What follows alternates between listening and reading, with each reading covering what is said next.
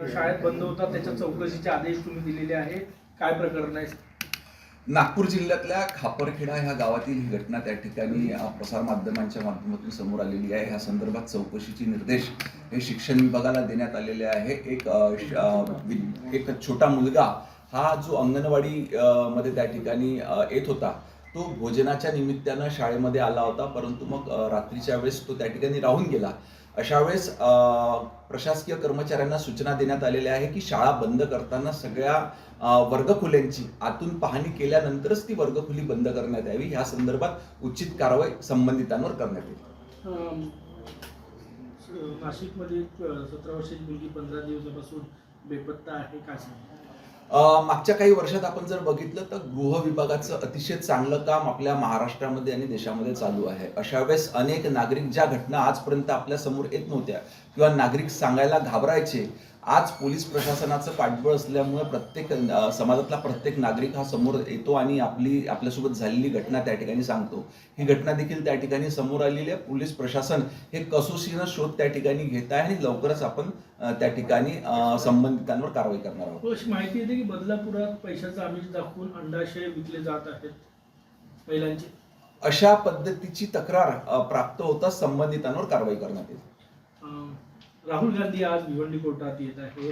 त्यांनी जे आरोप केले होते संघावर त्याबाबत त्यांना आज बोलवण्यात आले. आपण बघितलं की मागच्या 10 ते 11 वर्षापासून संपूर्ण देशातल्या लोकांनी एकत्र येऊन त्या ठिकाणी विकासाच्या दिशेनं, म्हणजेच भारतीय जनता पार्टी आणि ह्या देशाचे प्रधानमंत्री नरेंद्रजी मोदी यांच्या नेतृत्वात जे सरकार चालू आहे त्यांच्यावरती पूर्णपणे विश्वास ठेवलेला आहे. असं असताना येणाऱ्या प्रत्येक निवडणुकीमध्ये मिळणारं अपयश बघून त्या ठिकाणी राहुल गांधी हे कुठलं ना कुठलं चुकीचं वक्तव्य करून देशातल्या राज्यातल्या जनतेचं लक्ष वेधण्याचा प्रयत्न त्या ठिकाणी करत असतात. परंतु आज या देशातल्या राज्यातल्या जनतेचा पूर्णपणे विश्वास हा भारतीय जनता पार्टी आणि महायुतीच्या सरकारवर बसलेला आहे. त्याच्यामुळे अशा पद्धतीची कुठलीही कृती राहुल गांधींनी केली तरी जनता त्याकडे लक्ष देणार नाही. नागपूर जिल्ह्यामध्ये फिजिक्स आणि केमिस्ट्रीचा पेपर 12वीचा फुटल्याची माहिती आहे, काय सांगणार? तक्रार अशा पद्धतीची तक्रार अजूनपर्यंत आमच्याकडे आली नाही. जर का अशा पद्धतीने काही घटना घडली असेल तर संबंधित प्रकरणाची संपूर्ण सखोल चौकशी करण्यात येईल. अंमलदारांची सुरक्षा कपात करण्यात आली.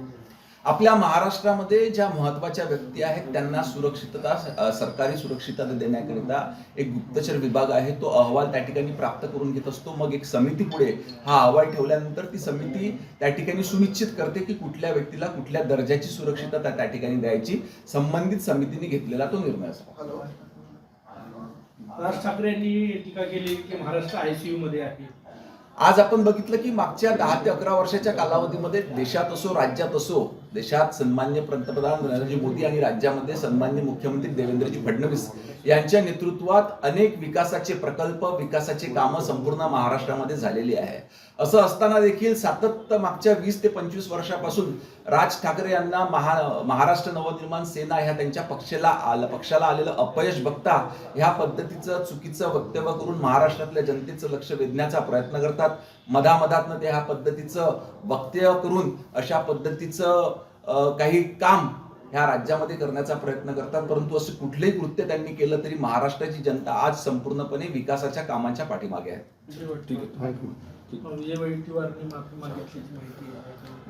चंद्रपूर महानगरपालिकेमध्ये नगरसेवकांच्या निवडणुका झाल्यानंतर कुठल्याही एका पक्षाकडे त्या ठिकाणी बहुमत नव्हतं. सर्व पक्ष हे आपापला महापौर बसला पाहिजे असा प्रयत्न त्या ठिकाणी करत होते. परंतु स्थानिक नगरसेवकांनी शेवटी एक निर्णय घेतला की भारतीय जनता पार्टी आणि महायुतीच या राज्यामध्ये आणि आपल्या चंद्रपूर शहराचा विकास करू शकतो. त्याच्यामुळे नगरसेवकांनी एकत्रित येऊन त्या ठिकाणी भाजपचा महापौर बसविण्याचा निर्णय घेतला आणि आज चंद्रपूर महानगरपालिकेमध्ये देखील भारतीय जनता पार्टीचा महापौर बसलेला आहे. चंद्रपूरच्या एका नामांकित शाळेमध्ये 8वीतल्या मुलींवर जे आहे ते विनयभंगाचा प्रकार समोर आला आहे. कारवाई झाली, अटक करण्यात आली शिक्षकांवर. मात्र अशा पद्धतीने मुलींच्या शाळांमध्ये जे घटना घडते या संदर्भात काय गृह विभाग जे आहे ते करत आहे?